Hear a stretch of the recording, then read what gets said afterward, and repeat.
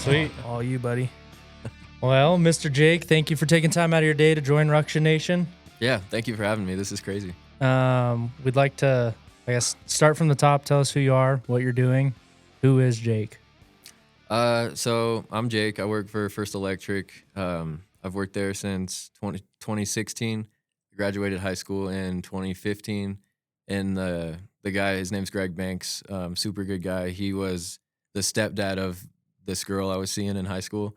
And so I graduated and took some time off, because working 4 days a week at a restaurant was so stressful, So after high school, I thought I'd deserve some time off for some reason. So I took 6 months off, and he was always like, come on, come be an electrician, come do this. And finally I was like, all right, I'll come try it out. I was 18. I was like, I don't know what I want to do. I knew it wasn't college, but I didn't know anything else. So I was like, I'll try it out, and did that. So I've been doing that ever since. I have 2 kids. I have a wife. I'm a pretty simple guy. Just hang out with them and work away. That's awesome. Do you remember those first days out on the job site when you had first started? Oh yeah, dude. It was super intimidating. I was a different shade of green, dude. I didn't know what tools were what. I was I didn't know how to use them. It was pretty bad. So it was intimidating for sure, but we got through it. So did they enroll you into an apprenticeship right away, or did you have a trial period? So there was a little bit of a period before I would get before you get the full benefits and all of that kind of stuff, but they automatically enrolled me into the apprenticeship program, and then they got me started in school the next semester when it started up. So they paid for all of that, and I did all 4 years of that and graduated from IEC in 2020. So yeah.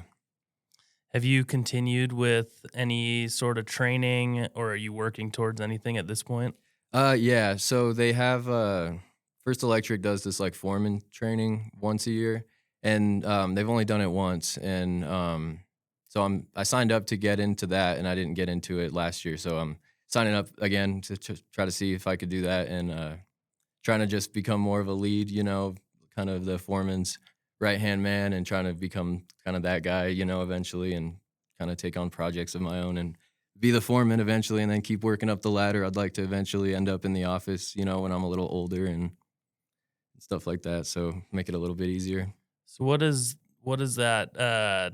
Is that a selection process within your company on, we think he's ready for this, or is it Yeah, kind of. Okay. So like I said, they've only did it the 1 year, so I think that they're still kind of trying to figure it out themselves, which is fine. But yeah, the first round of guys, it seemed like it was all the guys that kind of have already fallen into the role of being a foreman, or guys that had to finish projects that, the foreman quit halfway through or whatever, and they kind of fell into that position. Everyone who got in deserved it for sure. But yeah, it's definitely they just kind of picked. There was only 7 guys that got in last time, so it's just a small group. But yeah, hoping to get in next time around.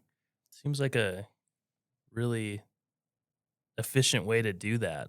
Yeah, I love that. I had no idea that that's how you guys were structured or set up. Yeah, it's cool. It's I don't know, it's pretty new, but the way they did it was, I think it was the last Thursday of every month. Everybody would meet at the main office, and then it would be over at 9 o'clock, and all the owners, all the office people would kind of have a meeting and go over all the kind of stuff that us guys in the field don't think about at all, so it's pretty cool, and it seems like it was beneficial. So yeah, making the jump from working in a restaurant to being an electrician is probably a little bigger than jumping from field guy to manager. Right. Yeah. But no, totally. It's still a big jump. Right.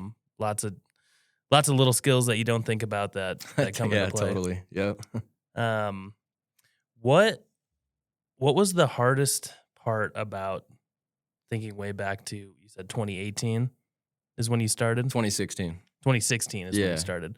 What was the hardest part about the first year of being in the field? I think it was just having to get used to feeling stupid, you know, like I don't know, a lot of the stuff, it was like a foreign language at first, you know. It's like, dude, I know how to wipe a table down and like tell people where to sit, you know. Like I don't know any of this stuff, you know. I wasn't like a mechanic that came in, so I was already like tool savvy and all that. I was just like Right. a, you know, worthless 18-year-old kid. So it was tough, and like having my parents be like super proud of me and be like, you know, he's an electrician, this is so cool. And it's like I'm going to work, you know, getting like, I don't know, I'm the first year I wasn't doing anything super cool or anything, you know, and I don't know, it just, that part definitely kind of sucked. But I mean, you kind of know that going into it, you know you're going to be the apprentice, especially when you're younger. It's like you're going to be that, you know, you're the runt for a while, and then it kind of just gives you like motive to kind of prove them wrong and stuff and try to not become that guy. So like I kind of knew going into it would be like that, but that was still probably the hardest part. Right. I love how humbling the industry is. Yeah, exactly. And I love how you said at the beginning you were a different shade of green. Yeah. Like yeah, that dude. just is a testament to the character that you have. A lot of people have a hard time releasing or letting go of their pride. Right, So, right. yeah, I can see how that first year was just tough. Just Yeah. taking the punches and kind of rolling with it. Yep. I think the stigma that we keep hearing about is a lot of people think that construction in general is like kind of basic, kind of simple, like outside Right. looking in. Yeah. I mean, specifically talking electrical, like it's not. Oh yeah. No, It's complex. I mean, being a superintendent for a GC, like I have the hardest time understanding electrical systems and like low voltage and Right. anything electrical. It's confusing. Yeah, no, it's super confusing. Like even to this day, like I'm still learning, you know, there's still stuff that I'll run into that I've never seen before, you know, and it's kind of cool. Like, I don't know, everyone thinks when you get your journeyman license, like you just like unlock all this like information, you know, and you're just like that guy now. But like, I feel like a lot of the real learning starts there, you know, because that's when you're able to get kind of into the cooler stuff, the lighting control, the more like complex stuff that most people don't think about, or like that just know the very basic of electrical might not, you know, even know exists, you know? So What do you, I mean, primarily are you commercial, multifamily? we're technically multifamily, but That's your it's bread and butter? yeah, but it's mainly like probably more residential than anything for sure. Yeah, multifamily's resimercial. It's Right. kind of a mix Yeah. between both. Yeah. What's your favorite part of one of these multifamily buildings? What do you enjoy working on the most? So I really like hot checking and trying to like troubleshoot when all the power's on and something's not working and we don't know why, you know, and we got to try to like go through the steps of like, how did we pull it? Like, what did we do? You know, and trying to just like see through the walls and like kind of figure it all out. I like doing that kind of stuff, troubleshooting. That's the point where everything's closed up Yeah. and you're basically turning on the building, Yeah. and inevitably some things just don't work because of X, Y, and Z. Right. And it sounds like you like solving those problems at that point of the job. Yeah. That's cool. I mean, that's a different answer than we got from Jay. Yeah, for sure. So yeah. Oh yeah. Yeah. I mean, I don't know. It's cool. And when you finally like solve it or get, you know, the thing to work that wasn't working, you know, it's rewarding. I don't know, you know, depending on how long you fought it and everything. I don't know. It's cool. It's cool to me. Are you willing to share your most proud moment? Or is there one that comes to your mind? I don't think so. Not specifically.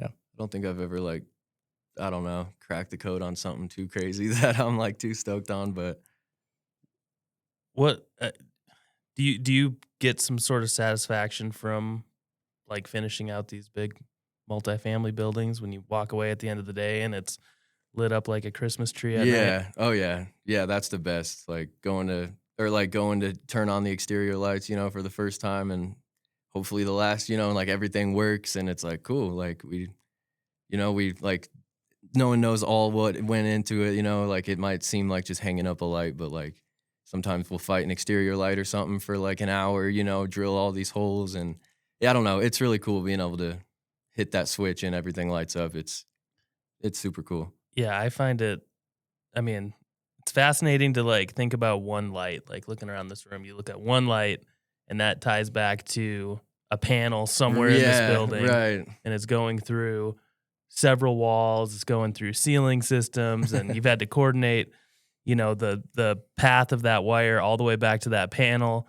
And that panel ties into a transformer somewhere and gear. Like it just keeps going back and back and back. And the amount of coordination it took just to get one light on in this room is wild. And how many people it took for one fixture when, most people will just look up and be like, "Oh yeah, lights on." Right. Yeah. Works. I mean, exactly. A lot of man hours went into every single fixture in a building. Yeah. All the different trades coordinating and all that stuff. It's amazing. Yeah, from your guys' office ordering the like it's just there's a lot of work that goes into every single part of this construction process. Absolutely. So in your quest to get selected for this foreman selection deal, what things have you been doing? Like, what does a day look like for you? So everyone in the office kind of knows, who's trying to get in and who's not. So it's kind of just nagging, keeping that, keeping that idea in their head every time I see, Brian or somebody higher up from the office. I'll be like, hey, how's that foreman training coming? Stuff like that. But on the like in the field type of stuff is just being that guy for your foreman, like if that means skipping break, if that means, staying after and, hopefully we get paid, but like, sometimes it's just shit happens and you got to just get it done. You just kind of have to be willing to bite your tongue and do what your foreman wants you to do and stick by his side and just try to like take in every single thing that you can, So that's what I've been trying to do here with Shay at this job that we're all at. So just trying to go the extra mile to show that someone told me once that the best way to go about a promotion or a raise or a bonus or whatever that you're after in this industry is you kind of have to put your piece, you have to make your move first. Right. You can't ask for, hey, I want a raise, and then, I'm going to show you that I've earned this. You have to make the move first. Right. And then say, I think I'm ready for this promotion. Right, yeah. Yeah, you have to put in the work. You have to do the things that not necessarily everyone sees. Yeah, exactly. So how you had mentioned going the extra mile, putting in the extra hours, how do you manage that expectations within your home life and your personal life? Obviously, you had mentioned you have a wife and 2 kids. They rely on you, and sometimes putting in those extra hours is a little tough. Yeah, for sure. I don't know. I'm super lucky. I have a good support system. So my wife, she's a rock star, so she's always got the kids, so she knows the deal. If she doesn't hear from me at 3:30, that saying I'm on my way home, then she knows I'm probably caught up doing something, real quick. So it's not, it sucks, but it is what it is. It's not ever too big a deal, thankfully. Yeah, good. Do you have any specific techniques or ways of, because we all know it gets stressful on the job site, especially when we're at the end turning over stuff and the pressure's on. Are there any things that you do specifically for yourself to kind of let go of the day and not take work home with you?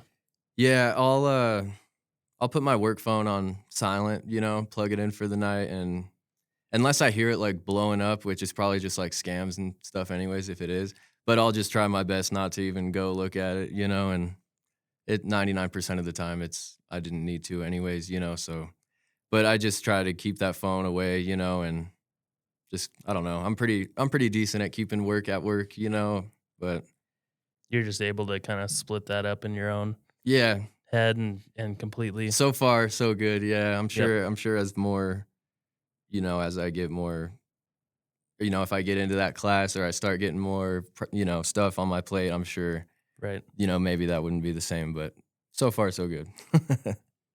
Yeah, I think it's huge to be able to have the line in the sand. So I hope that you're able to maintain and keep that. I Yeah, think totally. out of all the people that we've had the opportunity to have on the podcast, all of them have either had to learn that or they've been able to do it their whole career. Yeah. And it's created, I think, a lot of success for them, both professionally and personally. Yep. So. Yeah, absolutely. Outside of your paycheck, what we all work for, what else do you get out of your job? I mean, I enjoy it. At the end of the day, I do enjoy it. I like not having to just sit at a desk all day and have to deal with people. Like we still have to deal with people, but we're a little more like human, I guess it feels like, like you can approach your boss in a kind of a different way. It's just more like casual, and I really like that. You don't have to deal with customers, as much. I don't know, it's cool for me. And I like getting onto a job when it's like right at the beginning, and then seeing it all the way through. Like I like just the whole process of it is super cool. Just having something tangible to walk away from at the end of the day. Yeah, and like being able to visualize it, when it's just dirt or whatever, and then being able to walk away and I don't know, it's just satisfying. It's cool. What about your skills that you've obtained over the last almost 10 years? Yeah, I don't know. Like I said, I feel like I'm still learning, but I mean, I've learned a lot for sure. Like I'm confident in what I do, I'm happy with where I'm at. Yeah, always room for improvement for sure, but yeah, I'm really happy with how far I've came and how First has treated me and everything. So, Because for me, I mean, Cody and I took two different routes. I went to school and got my degree and went into construction management. Cody came up through the field, and that's kind of one thing that always comes back to me. I'm like, I wish I spent a couple years, working with my hands, learning how to frame X, Y, and Z, whatever. Because you have those skills for the rest of your life to some degree. Mm-hmm. right, they, yeah. They go away a little bit over time, I'm sure, but that's stuff that you can't learn in a textbook Right. or from a teacher. You have to do those things to Yep. know how to do them and have those skills. Yeah, absolutely. Like the schooling for sure helps, with like the theory kind of part of it, but like there's no better way to learn than when you're out there doing it, Yeah, you can't learn how to lay out a unit Right. from a book. Exactly. You have to do it 10, 20, 100 times before Yep. you're like, oh, Jake knows how to lay out some units. Right, yeah, exactly. Yeah, you wouldn't trust a guy that just read about it. Did you know this is what you wanted to do when you went to school or? No, I had no idea what I wanted to do when I went to school. I went in with no like major declared, and Okay. then I kind of naturally went into engineering. Gotcha. So Nice. and I grew up. My dad was in construction, so I've always kind of had some interest in that. Yeah. So I'm like, I'll do management. Nice. He's like, don't do it. No, I'm glad I did. It's worked out. Yeah. So how was it going through the apprenticeship, going through the schooling that you had to do in order to get your journeyman's certificate? It's honestly not bad, man. If you can just lock in for one night a week, and stay on top of your homework and stuff, it's not too bad. I don't know if that was because I did it like straight out of high school. So it's like, school one night a week. Like, I could do that. I just got done doing school every single day, with a shitload of homework. So it's like a little bit of homework that's actually going to help me, make more money and stuff down the road. It definitely helped me, like, I don't know, like it's more interesting, when it pertains to like your job and how you're going to make money and stuff like that. So Yeah, it definitely makes it a lot easier if you know there's a reward at the end of it. right, yeah, and I just knew, like, once you get through it, it's over. You just need to do it, So it wasn't fun by any means. It was when I started school. It was only they only had the campus. They had one in Fort Collins, I think. Then they had one in North Glen. So I got stuck going there all 4 years. So the worst part of it was really the commute. Yeah, Like that's having rough. to drive home at 10 p.m. Still work the next day. That was honestly the worst part of it. But the actual schooling, if you can stay on top of it, it's not terrible. Yeah. So did you have how was high school for you? What was there a pivotal moment where you knew you weren't going to go to college, or No, I don't think there was like a specific moment. I think I was never really, I don't know, school wasn't really ever like my thing, necessarily, but I wasn't like a terrible kid or anything, but it just wasn't, I don't know, I wasn't super good at it, I guess. yeah, no, I hear that. Sounds like it was the same for you as it was for me. Right. Yeah. We had our last guest that we had on the show. There was a gentleman who talked about having like trade classes within his high school. Did your high school offer any of that? No, we had like it was called tech theater or something like that. And I ended up taking it. It was supposed to be kind of like shop, like woodwork kind of shit, but it was really just like you built stuff for the theater kids, like props and stuff. So it like, I don't know, it wasn't super cool, but I think that's like about as close as we had at my high school anyways. I want to go back to the trade school. Can you just walk? So it was one night a week, Yeah. and was it like 4 hours? Yeah, so it was 5:30 to 9:30. And Okay. then usually if we skipped all of our breaks, or we would take like one 10, 15-minute break in the middle, then we could get out of there at 9 instead of stay all the way to 9:30. So we would pretty much do that every year unless the teacher was weird or something.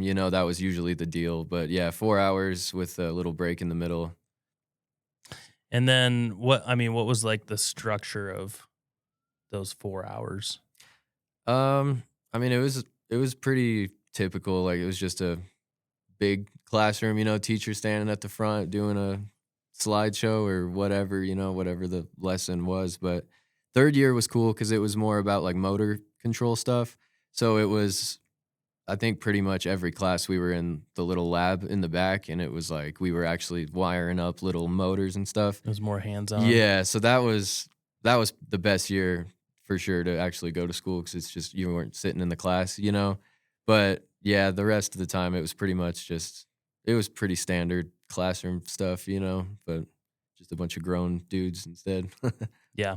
So the instructors, were they electricians from different companies that are in Colorado? Yeah, so it was kind of all over the place. Like we had a guy that worked for us. He doesn't work for us anymore, but he was a teacher there for a while. It's like the owner of, this company, that company. It's kind of just a big pot of dudes. But yeah, it's usually like the owners or one of the higher ups at other companies all over Colorado. Yeah, that's how CITC is structured as well. And I can only speak to like the carpentry school. They would have individuals from different companies. They would hold senior positions at companies, own companies, and they would take a slice of the pie and teach all the people that wanted to join the trades. Yep. So I wish there was a way that those curriculums or those classes could be taught in all high schools. And Oh that's yeah, dude, totally. Kind of the quest, just something that people can dabble their feet in, kind of see what it is that we do every day. Right, yeah. And Having a little bit of that knowledge before you make sign your up to do decision. something. Yeah, it'd Yeah. be cool to know a little bit more. Yeah, there's just, I mean, it's kind of twofold for me, in my opinion, I should say. It's shining a light into an industry that someone could potentially do. And then it's also giving somebody the appreciation and showing them what it is. Because a lot of what we do, not a lot of people understand. Right. Even within the trades, not a lot of people understand what you do in a day. That's kind of throughout the entire industry. No one Yeah. really truly understands each trade. Right. And it kind of lets the kids know too, like it's cool to be a plumber, it's cool to be a sparky. It's like being in the trades is cool, being a construction worker is not, I don't know. It's not what everyone kind of makes it out to be, and like you don't have to go to college, it's cool to. Well, it's kind of looked down on by academia in Right. a way, and it's kind of fucked up. Exactly. Like, we, as a society, we need people to work in the trades. We need people to do everything. So just the fact that anything's looked down on is ridiculous. Yep. Yeah, I worked at restaurants when I was in high school and college. And I personally didn't know that I had the option to go. I could have went and worked on a construction site Right. over the summer or in college when I had, big chunks in between classes and off days and whatnot. I didn't know it was an option until I went out and got an internship Yeah. with a construction company. But yeah, there's all this grunt work where someone with zero experience could come in and move material around and clean up. And, we have some of these guys working on our sites now. And my biggest thing is like, you can do whatever you want. You can be my position someday. You could go be a concrete guy if you want. You could go into estimating. You could go work for a supplier and be a salesman. I mean, there's so many different options that you could take within this industry. So our young guys, I'm like, yeah, you're sweeping the street, not like the most glamorous job in the world, but like, look at what's going on. Right. And your foot's in the door now, so it's go talk to the Sparkies and ask them what they're doing. Yeah. I mean, everyone's for the most part pretty friendly. Yeah. So I mean that would be my piece of advice for any younger high school age kids listening. Like, go get a summer job with a construction company. If you can get out there and just see what's going on, you can figure out, hey, this seems interesting. Yeah. Or hell no, I'm gonna go. Uh-huh. I'm gonna go over here. Like I want nothing to do with it. But at least you have the exposure that. Trust me, it's better than working in a restaurant. Yeah, I agree. I agree for sure. I mean, you don't get free food, but it's much more enjoyable in my opinion. Yes. Yeah, me too. So you had mentioned you didn't know any of the tools. How did you get set up with your tools with First Electric? Did they give you a list of things that you had to go out and buy? Did someone buy the tools for you? Yeah, so kind of all of the above. So when I got hired, there was like a sheet that I got, and it was like, for a first year, these are the tools you're expected to have. Once you hit second year, there's a list for every year that you're expected to have. So I had that, and then the company will like buy all your tools outright, and then you just pay them back. You'll set up like a little payment plan, and they'll just kind of take it out of your paycheck every week, whatever works for you. But when I started, I just kind of gathered everybody, like Greg, the guy who helped me get on, he gave me most of the stuff. And then my dad's a maintenance supervisor, so he kind of had, some shit in the garage. Like I had enough to kind of skate by until I was like, all right, like this 30-year-old hammer, that's been in my garage ever since I could remember, it's just not cutting it anymore, and just started slowly buying my own stuff. But I just kind of started of using everybody else's shit, or I had the basics for sure, and then everything else was either like my dad's old stuff or Greg's old stuff. Nice. Do you have a favorite tool to date? Like one that just always have to have on you? I really like the it's a pair of strippers, but they're like the needle nose lineman kind of combo. It's kind of like a 3-in-1. I don't know. Those are usually my go-to. It's awesome. What are the 5 essential tools for an electrician? If you can't make it through a day without these 5 tools. Let's see. Your drill, your impact for sure. Maybe like an 11-in-1 screwdriver, in case you need to swap out the tips. Your strippers, your linemen's, needle nose. That's why I like that 3 combo, because it kind of knocks them all out in one. I don't know. It really depends. Like Sawzall, the power tools are always good to have, but I guess I don't know if it's essential, but probably that.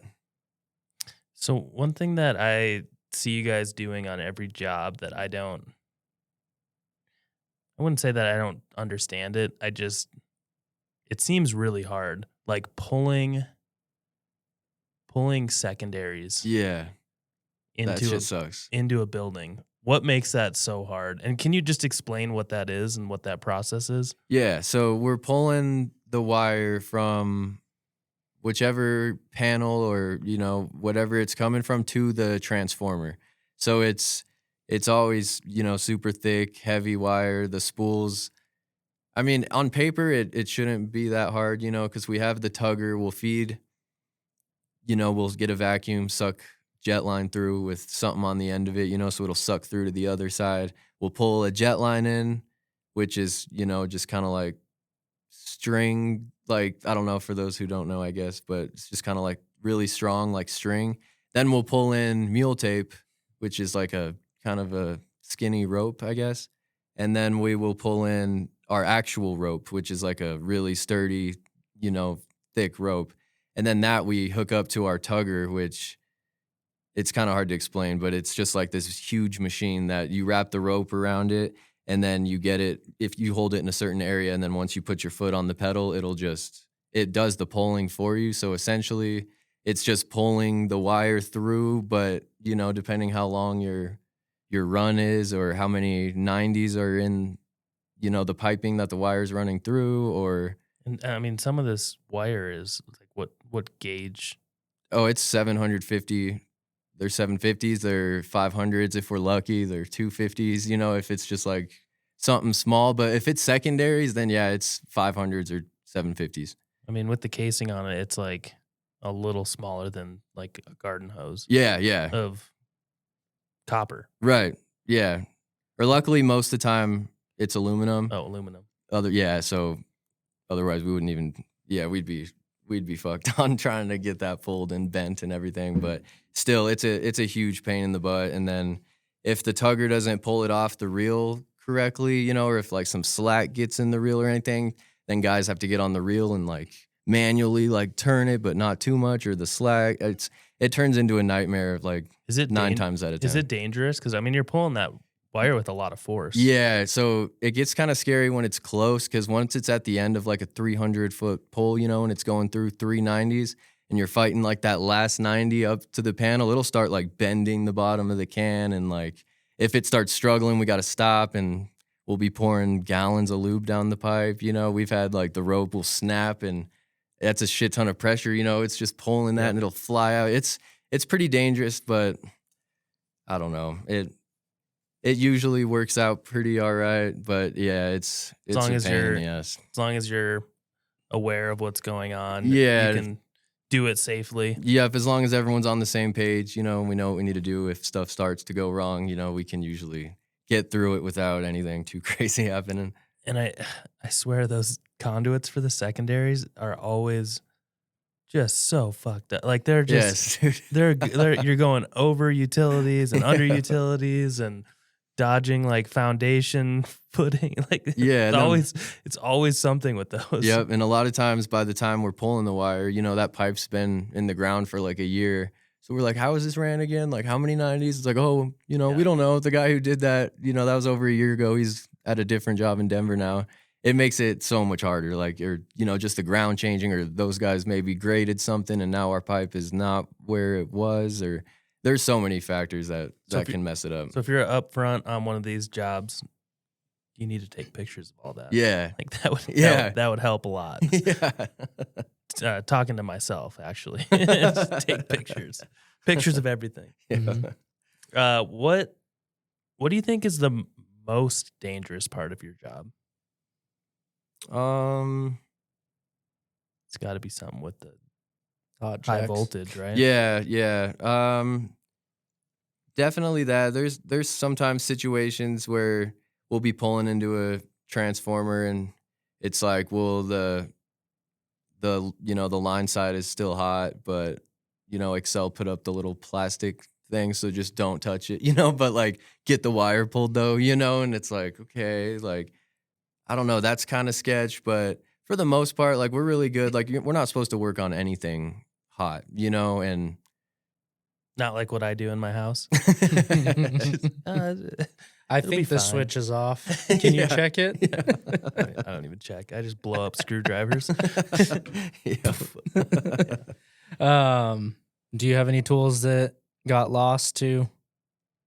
Oh yeah. Yeah. Yeah, I've definitely cut a handful of wires that I thought were turned off, and I didn't go check, I didn't go double check, and they weren't, and yeah, it'll pretty quickly. Oh yeah. Yeah, you'll know. Why didn't you check? Is it just because you were kind of in a mode, or? Yeah, I think you kind of you get in the mode where you're kind of just moving, you're not thinking about it as much, and I don't know, yeah, you just need to remember to slow down and double check everything, at least hit it with your hot stick or something if you're not going to run all the way back and turn it off, or if it's 10 floors down and whatever, but you always got to double check. That's something I learned for sure.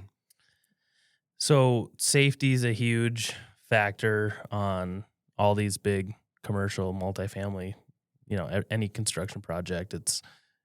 I think it's become a lot bigger of a thing in the last 20 years too. What does safety mean to you just personally, and how seriously do you take it on a day-to-day basis? I take it very serious. It kind of might like seem lame to take it super serious, but like you hear about some of these accidents that happen, or you see it, online or whatever, and it's just like a lot of stuff could just have been prevented with, a couple more people, being quote unquote lame and just being a little bit more safer. And I don't know, I've always been big on like I forget who said it, but when I first started, it was like our goal at the end of the day, like, sure, we want to get this job done, we want to make the money, whatever. But at the end of the day, like we all want to make it home in one piece, and so no matter what the job is, like even if, you're putting up a light that should take 5 minutes, and if you have to go tie off and get the harness on and all that, it's going to take way longer, but just do it.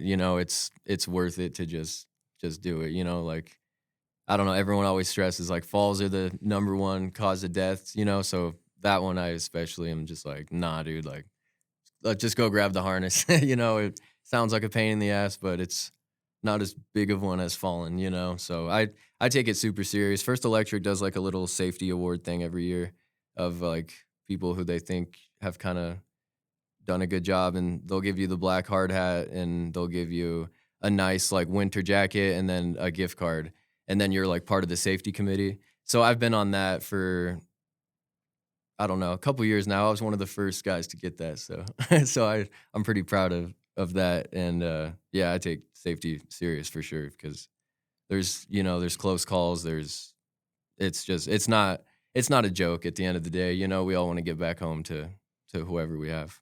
Yeah, it takes a split second for something to go wrong, and usually accidents can be prevented by just taking an extra 5 to 10 seconds and thinking about what you're doing and making the right decision. Yeah, and I mean, we all have come across people that, are pushers. They're pushing you to go faster and get things done quicker. But yeah, for anyone listening, safety safety should take priority. And for anyone that's going to put budget or schedule or anything in front of safety, go tell them to fuck off. I mean, it's ridiculous that there's people out there that will risk an injury or a death for the job. And I don't know. I have respect for people that do not, they put the lives and the health of the people working on these projects ahead of that. Yeah, I agree. I was going to ask, with you being in the safety committee, and I'm sure you've come across guys or girls that are a little bit, I would say, complacent, or I would even go as far as lazy. Yeah. How do you motivate that person to slow down and to go the extra mile?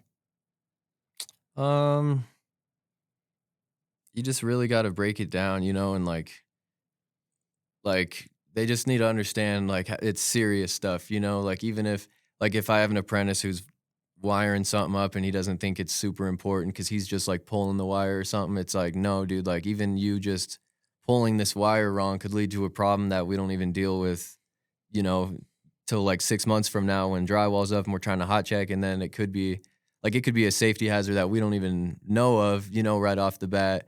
Like shit can always happen later on that you don't even think of. And I don't know, you just got to really try to drill it into their head, like stuff happens, and a lot of it, like you said, a lot of it can be avoided. So we just need everything we do, that's always in the back of our head.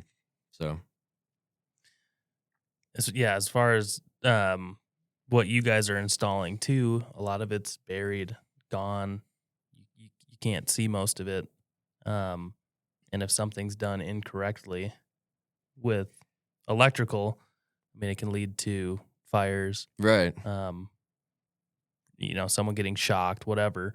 So yeah, just taking the extra time to do things right, especially in a field like yours, I mean, pays off in the end. Yeah, totally. Have you come across people that, not to call anyone out, but like, have you ever experienced someone cutting corners or yeah, you know what I'm getting at? Yeah, definitely. I've definitely seen guys doing some hack stuff. Most of it though is kind of when I was an apprentice, and it's like the older dude that I'm supposed to be learning from, but you just kind of take mental note of that, of like what not to do, but yeah, there's definitely some hacks out there, some guys that do some kind of sketchy stuff for sure. But I don't know, I feel like First is pretty good at not having a whole lot of those guys. Like, you definitely see it, but I feel like every time I've seen it, it's kind of been like we have to do it this way, or otherwise we gotta, shut down the, whatever, and the GCs will kill us and blah, blah, blah. It's usually more something like that rather than just, man, I don't want to, that'll, so the laziness isn't too bad, but yeah, I mean, yeah, we've all came across some hacky stuff for sure. Have you ever had to put your foot down or have, I guess, a confrontation of like, no, I'm not doing X, Y, and Z? Yeah. Trying to think of something specific. I've definitely had that.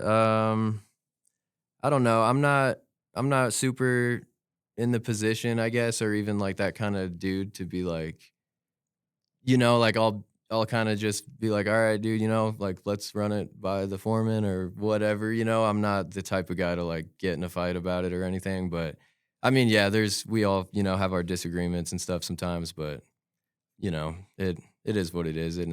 Nothing too crazy. Like everyone's pretty chill and level headed. If we have different ideas or whatever, we're, just let the foreman figure it out or present him with your 2 ways. And I mean, if someone's trying to do something totally crazy, they won't want it presented to the foreman, right? So For sure. So that kind of solves that. But there's a lot of checks and balances too when it comes to inspections with the city. I'm sure GCs will call you out if something's not done Yeah. correctly or they spot something. And then you also mentioned that I'm wondering if there's kind of, I know there's a big shift in the industry between like what some people would call like the old school versus the new school. And I think things are getting a little bit more sophisticated Mm-hmm. in this day and age, whether that be with technology or just processes, or codes and inspections getting a little more stringent. Right. Have you felt that during your career or noticed that, seen that kind of shift at all? Yeah, I feel like, I don't know, when I started, I feel like it might have been kind of on the tail end of like the good old days or whatever, because I always hear about it, or like stuff that people used to get away with on the job sites, and or even just like fun things they used to do, like it's like, oh, we all brought squirt guns and all day we did, and it's just like, what the, like, how did you guys do, like, the GCs, like everybody was cool with that, there's stuff like that you kind of hear about. But yeah, I feel like as far as, yeah, I feel like it's definitely getting harder, like with them changing the code and stuff, they're only adding things to make it, more and more safe essentially. So it's never gonna, they're never, or I mean, hopefully, but they're probably not ever gonna like have a code change that's like, oh, we don't have to do this anymore, like you guys are good. It's always getting more technical and more like tedious, I guess. But yeah, I guess I haven't noticed anything too crazy myself. I just don't think, I think by the time I started, it was already kind of, heading that direction. So no, I haven't noticed any too crazy of changes yet. Yeah, and overall, I would say the code updates and whatnot, we all bitch and complain like, oh, we got to do this now, whatever. But it's overall for the better. Yeah, exactly. Yeah, what can you do? We are halfway done, so we're going to take a little break. Right on. So we like to know if there's any fun stories. Obviously there's a fine line for horseplay out on the job site, but it is a real necessary thing to get you through the day, to be able to play around with your crew members. Do you have any stories that you're willing to share? Yeah. So, horseplay, I don't know. There's, I guess not so much on the horseplay, but like, I don't know. I guess we kind of, to get through that part, we kind of just like jam some music, and talk shit to each other, as far as the horseplay. But I don't know. So when I first started, we were allowed to ride in the back of the pickup trucks, like around the job site. And so whoever was driving, would always just, pedal to the metal, and whoever's in the back, hold on. And I was just like, all right, I guess this is what we do, I had to just hold on tight because I'm in the back, 10 times out of 10 when I'm first starting. And so I'm in the back with the owner of the company's son, because he was an apprentice at the time. And it's just me and him back there, and our lead, or whoever was driving the truck, did the thing where they're gonna drive all fast, and we're laughing and shit, and then they did it really hard, and I like almost fell out, and I was holding on for dear life, and I look over, and the owner's son is gone. And I'm like, stop the truck, like what the hell, dude? And I look, and dude, I see his hard hat bouncing, his pen from his vest is like up in the air on the other side, he's rolling. Yikes. Yeah, and so yeah, we had to check on him, we all got in trouble. Is that when the truck bed riding ended? Oh yeah. So to this day, almost 10 years later, there's no riding in the back of the truck. That was it? Yep. Oh, man. So we horseplayed our way out of that one. And I was brand new, so I was just like, I don't know, like. I didn't fall out. Yeah, I held on, So that's probably my funniest. I don't know. It's funny now. It wasn't funny at the time, but Yeah, he for was sure. all right, and everything was fine. And we all got in a little bit of trouble, but looking back, it's hilarious now for sure. That's one of our favorite company-wide stories for sure. Yeah, I know you had mentioned being able to have squirt guns. Yeah, that's just one that I heard about. I haven't been around for anything super fun like that. Why do you think that stopped? I don't know. I'm like, Someone fell out of the truck, man. yeah, maybe. Can't have any fun. Yeah, something bad came out of it, and it Yeah. just There's ruined the definitely fun for everybody. You know. There's definitely a time and a place. I think if you're doing your job, you need to be able to not on the job site, but you need to be able to go have fun with your crew. Right. Yeah. Exactly. Like you need to have those team bonding or team building activities. Mm-hmm. Do you guys get to do any of those during the job? Not so much during the job. Once in a while, first we'll have like our insurance meeting or the Christmas party or like whatever, whatever reason they need all of us to gather in one place. They'll do it somewhere fun.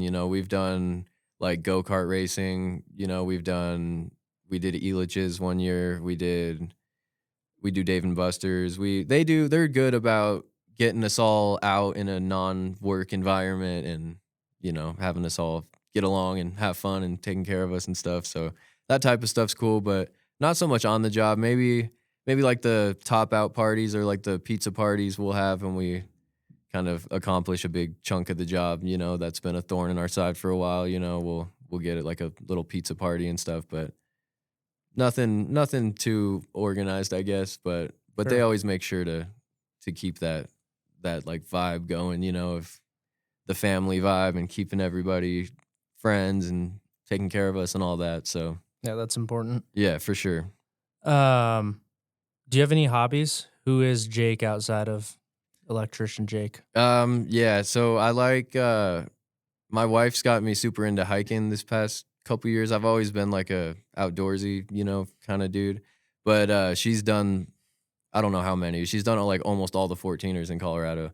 So Wow. ever since she's met me, she's like, we're gonna do them. And finally this last summer we did Long's Peak and then we did Bierstadt, which was supposed to be like the kind of beginner, ones for like the people getting into it. So I did those first. And Why do you say kind of beginner? because like I don't know, that's like because I feel like even the easiest 14er, is still Yeah. like it's still not easy, but like I was told Right. that's the easy, quote unquote easy one. And it kicked my ass for sure, but it was fun and I want to do it again. But yeah, I really like hiking. Did you guys like camp up there before you went on those hikes? No. Or you just got up early and Yeah, we just got up at like we'll usually get like a Airbnb or, something like the day or two before and then wake up at like 3-4 in the morning and try to be done by like noon. Have to beat the PM. Yep. Thunderstorms. Oh yeah, dude. Yeah, that shit's no joke. That's Yeah. gnarly. don't want to get caught up at the top. Yeah. No. So what's on your guys' radar hiking wise coming up? Are you guys planning any 14ers? Yeah, we want to do Long's Peak again because when we went, there was like this really sketchy, like snowy area that we were with a group of people. Because her whole family's like pretty big hikers, so we went with them for my first time, and there was this area that we couldn't reach the lake at the top because we had to do some really sketch stuff, and not all of us were down to do it, so we kind of backed out right before the end. Like we still did the hike and everything, but we didn't get to the final destination. So that one for sure is on our list because we just need to see that one through. And then I don't know. I'd like to find like a new one. My wife knows all of the mountains that she's done with her family, but I want to find one that like neither of us have been to and we'll conquer it on our own, and find our own like little things we like about it and our own spot to take breaks and stuff, just to kind of like discover our own thing. Cause so far it's just been like showing me the ropes, which is cool, but it'll be cool to kind of get our own thing. But I don't have like a specific mountain in mind or anything. Wherever the wife takes me, Yeah. she knows better than I do. That's awesome. I don't know if we already. Are you from Colorado? Yeah. Okay, Yeah. My wife is too. So gotcha. Did you guys grow up in the Denver area? yeah, I've lived in Parker my whole life pretty much. And my wife, same with her. Her and I actually lived in the same neighborhood, like all through high school and stuff, but we didn't know each other. So it's Same crazy. high schools? Yep. Hmm. Yeah. What a Weird. small world. I know. Yeah. Weird. So hiking's a hobby. Anything else?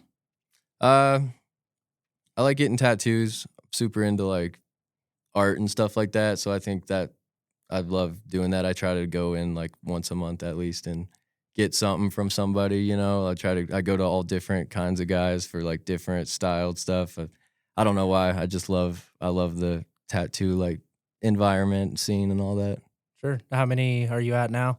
I have no idea, to be honest. I've got like little open, you know, spots pretty much everywhere, but my left leg's the only thing that has nothing on it.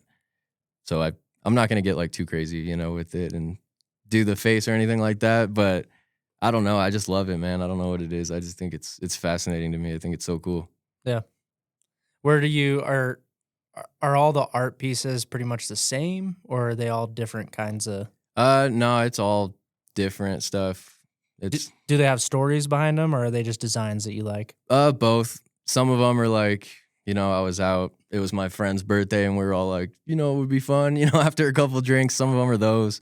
Some of them are not so cool, you know. Some of them, I don't know, you know. Some are so old. It's like, like it's so stupid. But you know, like why would I get that? But it's like, yeah, I don't know. I was 18. I thought it was cool, you know. I don't know. I think it's cool, just like building onto it and changing it. You know, if you know you don't like it, they've got all sorts of like crazy shit nowadays that you can just keep on going with it. So.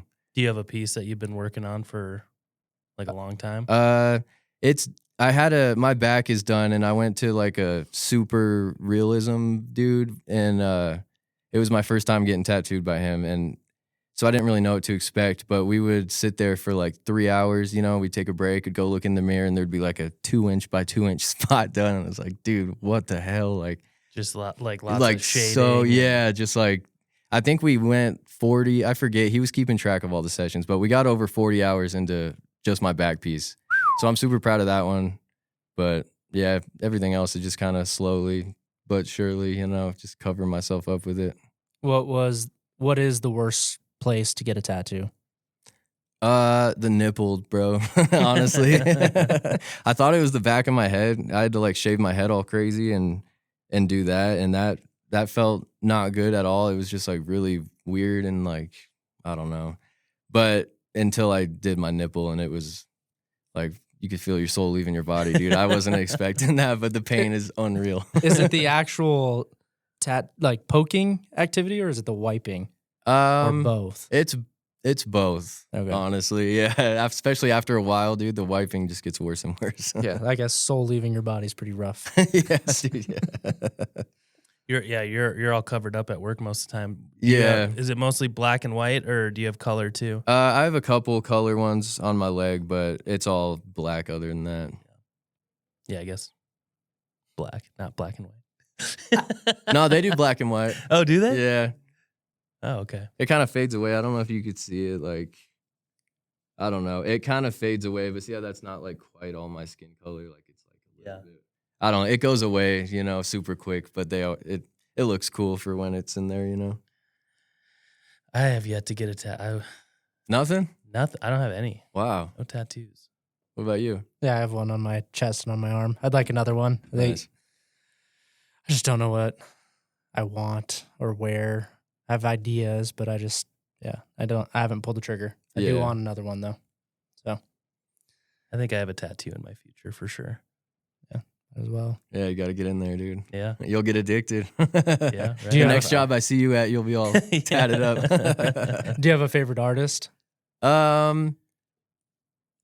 Yeah, probably my dude Zach Spatafor. He tattoos like my whole family, and he's always taken care of us and hooked us up pretty good. And yeah, so he's probably my dude the most. But I love everybody. He's here locally? Yes. Okay.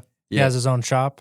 No, he's working out of one of his buddies' shops right now. He kind of jumps around a lot, but yeah, if you just find him on like Instagram, Zach Spatafor, you just find him through there, you know, and wherever he's working at the time, because he's always moving around. One day he'll be working in Denver, and next he'll be working somewhere else. I don't know. He just kind of works with all his friends, you know, so they all kind of migrate around together. So maybe on one of these podcasts he can give me a tattoo during. Dude, that'd be sweet.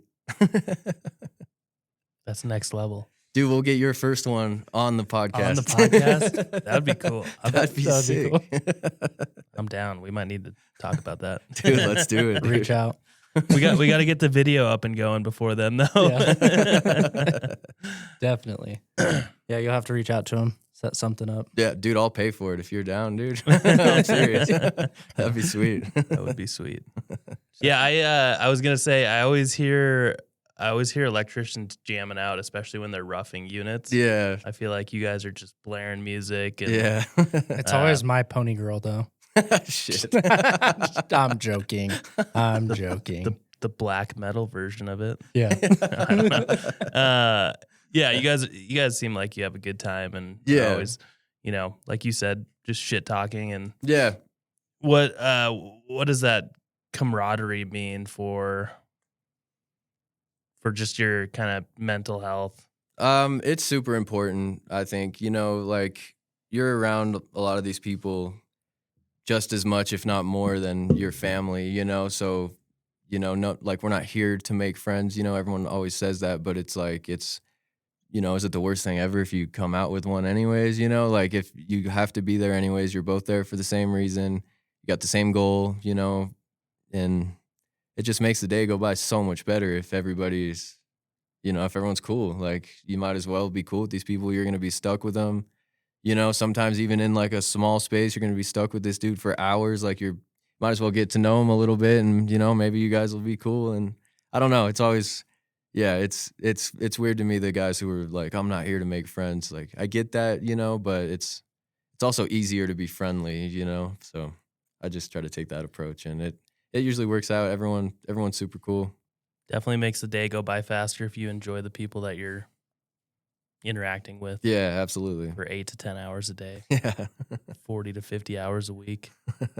That's a long time to spend with people. There's always the argument that we hang out with our coworkers more than we hang out with our family. Yeah. So might as well have some similar people that you're hanging out with. Yeah, exactly.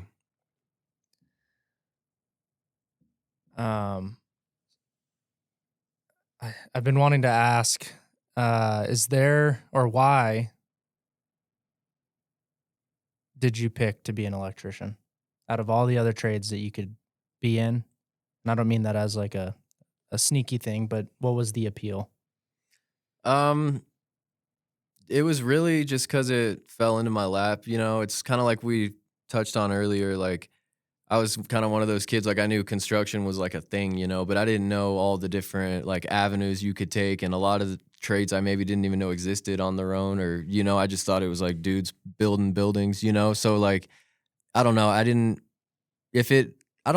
know, like I don't think it'd be fair to say I wouldn't have done it if it didn't fall in my lap, but I don't know if I would have found me, you know what I mean? Like, cause like we were talking about, it's hard to, unless that's something you want to do and you get into it, it kind of just no exposure to it. Right, yeah. So unless you know someone. Exactly. So the opportunity presented itself and I took it, and I'm glad I did, but yeah, it kind of just found me, dude. So it's hard for me to say but I definitely like it. I mean, I don't think it's easy for me to say now, but I don't think I would want to do any other trade, so I'm glad it's electrical, but it's also all I know, That was gonna be my follow-up question. If you were to do any other trade, what do you think that would be? I don't know. I always thought welding was kind of cool. I don't know. Probably that if I had to. Yeah. Yeah. Stick with the electricity. Yeah, that's that's what I'm saying. So you mentioned that you have a goal. Well, not like, doesn't sound like it's you don't have like a set in stone timeline or anything, but eventually you'd like to make your way to the office at some point. Yeah, for sure. Do you have a specific position that you're like long-term goal, 10 years out, whatever, that you're hoping to be someday? I think I've always thought like the estimating part was really cool, just because that's what Greg did, the guy who got me into it. So I've always kind of just thought that job was really cool. But I don't know. I think being like a project manager would be really cool, like still being involved, because I don't know. I don't want to be like totally the office guy. Like I think it'd be kind of cool to still be, come out in the field and still be kind of in that halfway point. I think would be cool. I think a project manager would be really fun. Uh, I don't know, but I do think to do all of those things, you should be a successful foreman, you know? So that's definitely that's the sooner than later goal, you know what I mean? That getting in the office is more just down the road, so. Right.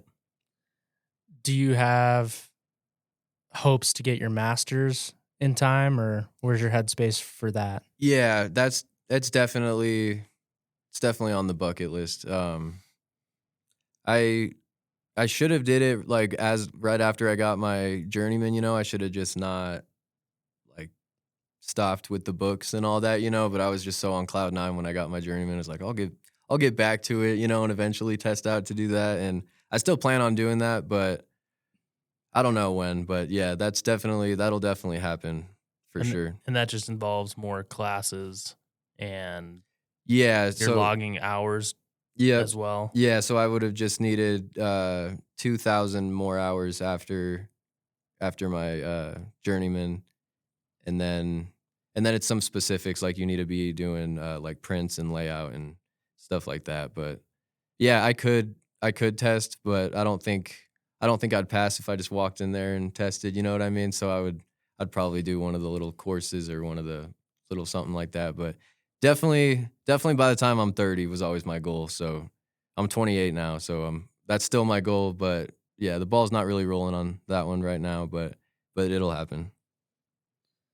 What was, I guess, since we're talking about school again, what was the hardest part of your apprenticeship? Like, what was the hardest segment or topic that you guys went over? Definitely like the calculations, and like second year of school was the most math probably, and the most formulas and like load calcs and stuff like that. That stuff kicked my ass for sure. Like trying to see what the load of, you know, they'll give you all these specifics of like all the, you know, there's a dryer, there's all the appliances that are in the house and it's this big, and what's the, you know, what's the load of the whole house, and it's like, dude, you know, like those problems, I don't know, that stuff really kicked my ass for sure. But I mean, on the test, you know, when you're testing out for your journeyman, every question is 1 point, you know, so if there's a problem on there that, like those ones that we're gonna take, like it would take, you know, I think you get like 2 minutes per question if you do the math when you're taking the test. So it's like when I got to any stuff like that, I just skipped it, you know, and it's like if I have extra time at the end to get back to it. But that was definitely the worst part, was like the load calcs. So when you went in to take your journeyman's test, did you go to like a testing facility, or was it in the same trade school? No, it was at its own, like at the school you got it. They had all these different locations you could test out at. And so you just pick the one closest to your house, and it's a separate testing facility. Is it open book? It is, but so the one I went to, they took my code book that had all my like highlighted stuff, which I mean, I guess that's fair. But I have a few friends who they went to other places and they let them use their own books with their tabs, their notes, their everything. They gave me just a clean book with nothing in it. And That happened to me when I went to go take my GC license test for my Class B. And I walked in, I had all these tabs, everything highlighted. yep, And the lady said, "Honey, you can't take that in." yep, And at that moment, I didn't know if I wanted to stay there for the yeah, whole time. yep. But then the Yep. second time that I went, I got to keep my book. Oh, when I went nice, in. nice. Yeah, so the person that was there, different lady, she said, "Yeah, you can take in what you're gonna have for your career." So Nice. the second time made it a little bit more. It made it easier. First Yeah. time it kicked my butt. Uh-huh. So I was curious how that structure was for you. So you got a clean book. You Yeah. walked in there. Was it an old computer you Yeah. sat in front of? Yep. And then it had like the, you know, the walls in between so you can't see what anyone next to you is doing. And then they gave you a backpack and they make you put your phone in there, and then they made me put my marked up code book in there. And then they zip it up, and it's one of those bags, like once it's zipped up, it's not coming undone unless like you go get the key, you know, or you have the person who works there like open it for you.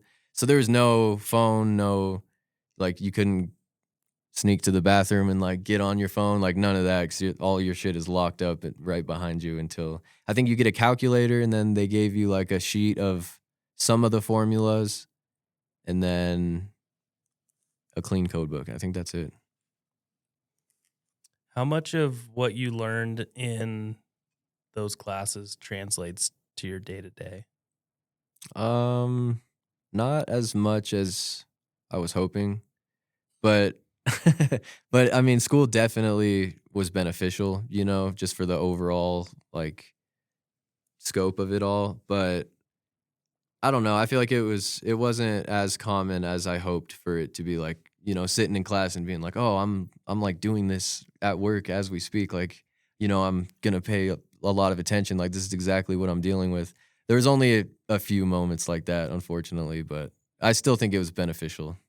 So knowing how math heavy the second year was, what's one thing that you know now that you would have done differently during that class, Um if anything? I would have paid a lot more attention.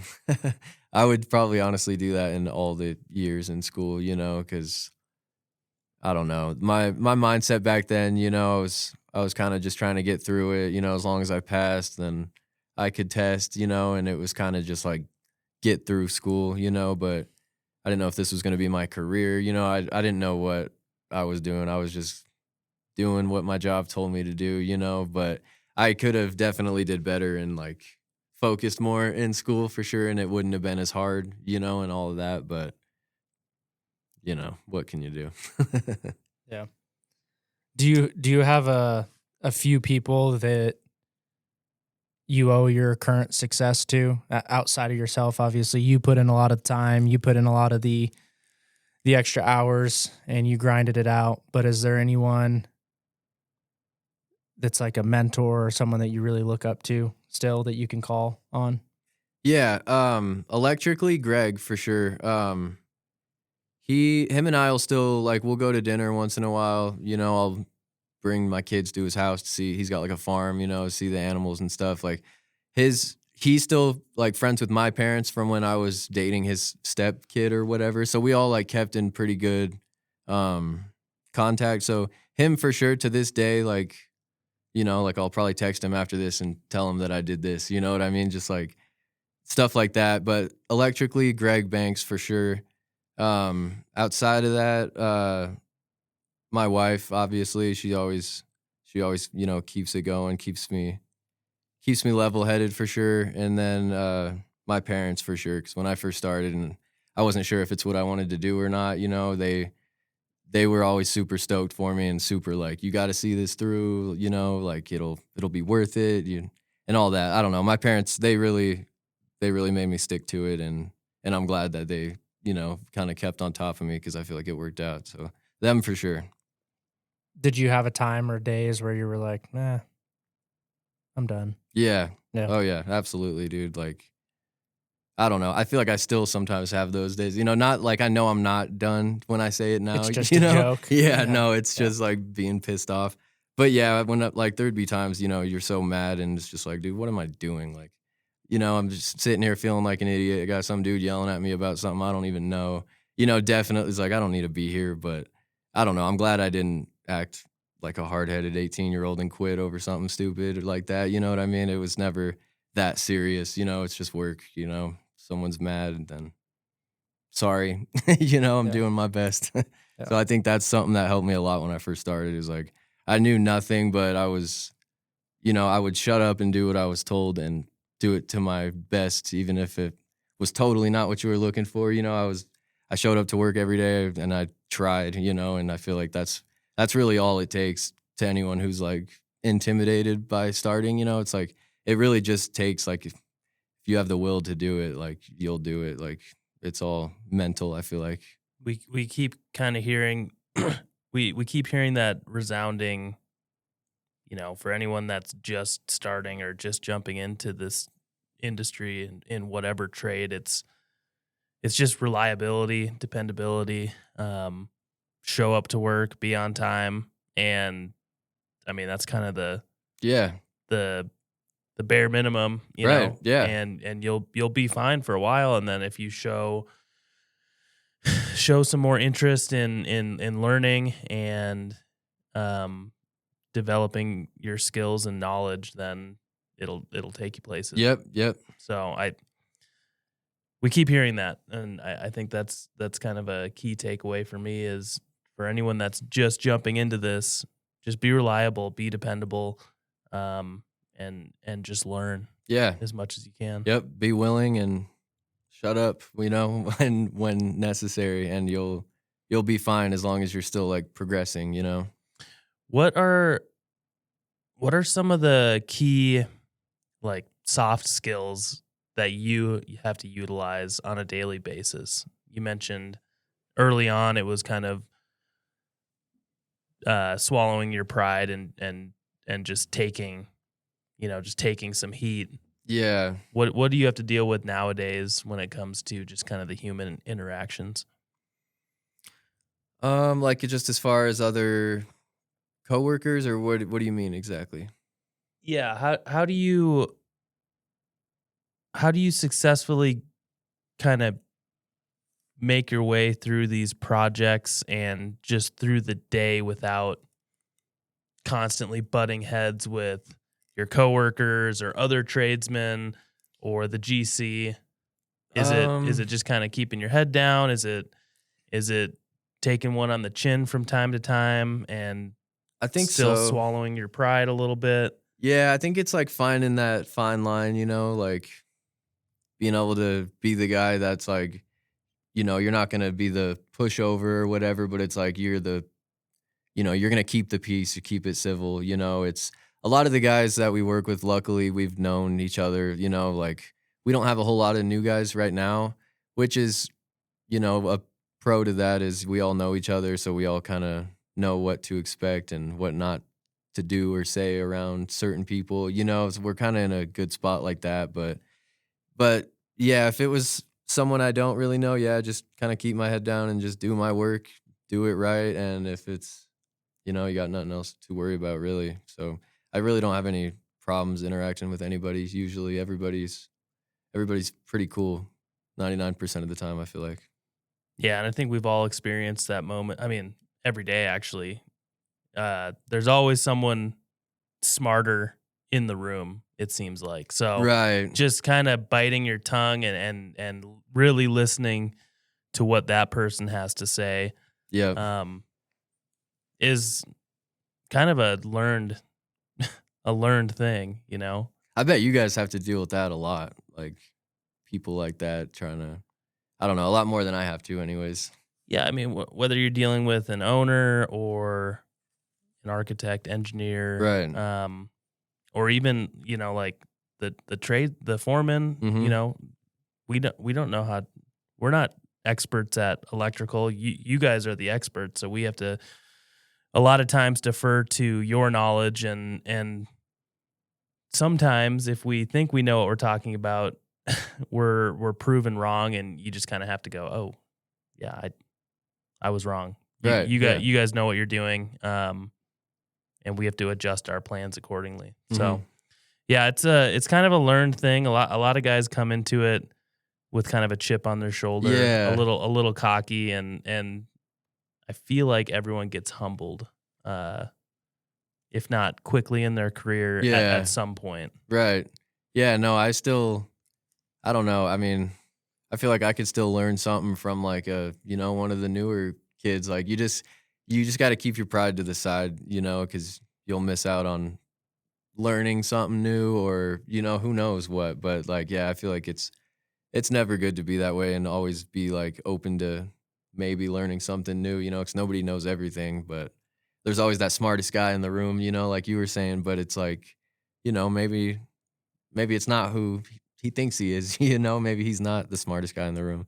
I don't know. I think it's just to take in as much info as you can and maybe not say as much as you're thinking, like, it's pretty easy just to keep to yourself and, you can have opinions on everything like everyone does, but keeping it to yourself and just trying to take in the information that you think's good, is, I think it's an important skill to have and just put that pride to the side, dude. And Yeah, I've never thought about it the way you just said. Actually, you literally do miss out on growth opportunities for yourself right. when you don't listen to the experts, the new guy, Right. the the smartest guy in the whatever, anyone. right. So I mean, there's always room to learn from anyone on site, even the lowest man on the totem pole. Yeah, no, I've seen it for sure where the new guy has an idea and everyone's like, "Oh shit, like that actually might work. Like let's try that. Good job, dude. You know, like thanks for speaking up, you know? Like it's had we had that chip on our shoulder, you know, it's like some of the older guys are like, "No, like we've been doing it this way, you know, like this is the way yeah. we're doing it." And they don't even want to hear that. And it's like, well, dude, you may have just missed out on the new way that they're doing it. And it's way easier, you know, because you're stuck in your ways and you don't want to learn because you're the smartest or whatever. And now you miss out on that, whatever it was, you know. And if you don't miss out on anything, you still look like a dick, kind of, you know. So it's just, I don't know, put that pride to the side, dude. It's Well, I mean, and we're on site all day, every day. Supers and foremen and electricians in the field. We're looking at the same stuff all day. So an owner, a project manager, even a laborer coming in and being like, why does that look like that? Is it just a new set of eyes seeing something that looks a little weird? yeah, They can point out something that's not right, or that's out of place. It's always good having more eyes on stuff yeah, for sure. at the end of the day, and getting fresh eyes on things too. Yep, absolutely. Yeah, learning it's a blessing and a curse, right? Because anytime you mess something up, you become hyper focused on that one thing, Right. and it is hindering. You Mhm. know, it does hinder you because then you're missing the five other things that are behind you, or Right. whatever. I'm trying to figure out how I want to word this. Is there something that you see on job sites that another trade does, or that you're like, why the hell is the GC doing it this way, or why aren't we doing it this way? Is there any? Does that make sense? Yeah. I don't think so. Cause like part of my like whole like pride to the side thing is like if I don't understand something, then I'm sure I'm missing out on something and you guys probably know what you're doing. You know, like I just kind of give people the benefit of the, or like I'm probably the one misunderstanding, like you guys got it. You know, But I'm is there anything that you see that you're like, man, I really don't I don't- understand that. I want to know, or I don't think so, dude. That's a good question. But I don't think so off the top of my head that I can think of right now. yeah, I always wonder because some things that I see that you guys do, I'm like, I wouldn't do it that way, but not my forte, Right. You know? Yeah. But I'm always curious as to if someone else is wondering. No, I mean, I don't think so. Not you guys specifically, anyways. I don't know. Some GCs I feel like just don't coordinate anything, or it seems that I'm sure they do, but it seems that way, you know, or it's like, why do they have us in here at the same time as, you know, this guy, and we're working on top of each other and they're saying this needs done, but I'm waiting on this to do that, you know, like stuff like that. But I'm supposed to be pulling wire through this unit, but there's no walls. right, yeah, stuff like that. That would be crazy if that happened. But to each their own. Whoa. It just got quiet. Yeah, what was that? As It's there. the AC turning off. If you were to be sitting across the table from yourself at 16 years old, what would be 3 pieces of advice from your experience from then until now? Or what would you tell yourself at 16, you know, coming into this blind? I would tell myself to just lock in sooner, you know, like I wish I had known I was going to be doing this for as long as I have been, you know, and when I first started, kind of like I said earlier, I didn't know if it was just like a summer thing or like a, you know, I really didn't know, so I didn't take a good portion of it. Or I mean, I took it serious, I guess, but I definitely could have made it easier on myself, I feel like, just like with the school and stressing all of that stuff. So would tell myself to study more, pay attention in class. Um,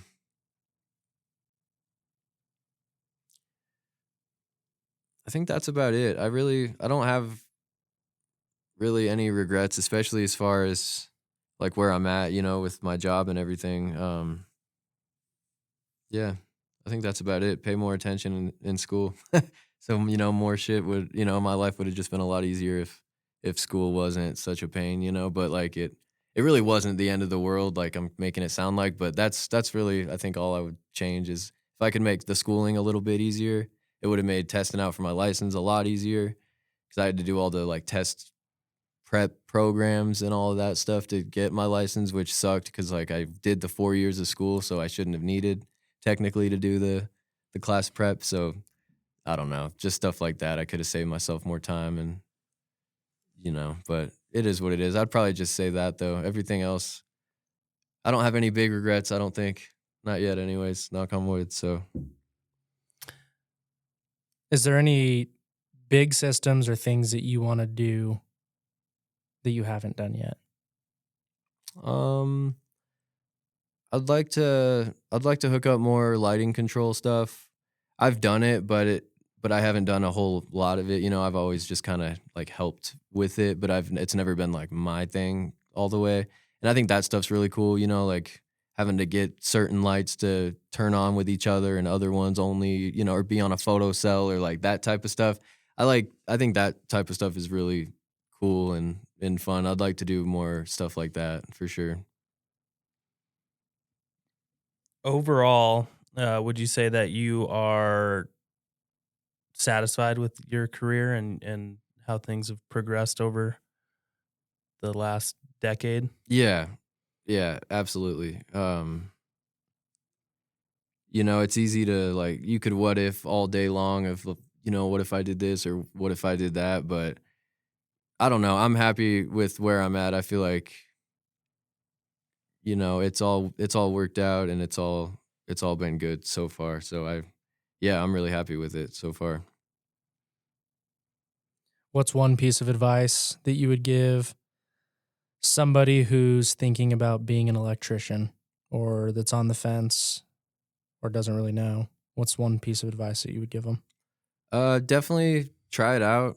Worst case, you don't like it and you're not gonna, you're not in debt, you can just not do it anymore. And now and just pay attention, listen to the older dudes, but, know when they're just being grumpy older dudes, but take those guys serious, learn as much as you can from them. And yeah, still have your own way of doing things, but definitely take little bits of info from every like higher up that you have working with you at the beginning and just kind of make your own style with it and be the best that you can and it'll pay off eventually. It might seem shitty at the beginning, but once you kind of learn what you're doing and you know what's up, it's actually a lot more fun. So stick through the shitty part and it gets better. Yeah, I think that's important. I think that's for every career. It's always going to be harder at the start, and once you kind of figure out yourself and how the world works and how your job works, things kind of come together and get a little bit easier. Just to wrap this up, do you just have a general message for anyone, your coworkers, your mentor, or just any of our listeners in general? Yeah. So Greg, just thanks for everything, dude. I wouldn't even be in the world of electrical, I don't think, if it wasn't for you putting your neck out there and getting me that job. And I'm sure there's countless times I maybe should have gotten fired and I didn't. And I don't know. And I'm sure Greg, me knowing Greg maybe had something to do with that. I don't know. But I've always, been treated good, and I think Greg's a big part of that. He kind of took me under his wing, and yeah, I can't thank him enough for that. And to this day, I know, like, if I needed anything, he'd give me the shirt off his back. Like, so Greg for sure. my parents just always being awesome, being the support system that they are. All my family, really, my wife and kids. And yeah, I guess just everyone at first who like saw me grow up, I'm glad they, didn't just write me off as, another kid or whatever. They actually like give me a chance and they actually, treat me the way I should be. And yeah, it's a really good company. So first, as a whole, I want to thank too. Yeah, and I guess that's it. Shout out to you guys for doing this podcast, dude, because this is really cool. And I do think more people need to know, and even people just being able to listen and, kind of like be a fly on the wall to a conversation like this could spark their interest enough to get out there. And, so it's super cool what you guys are doing. And I think it's really awesome. That's awesome. Thank you. Yeah, appreciate that. Yeah. Is that a wrap? That's a wrap. Hell yeah.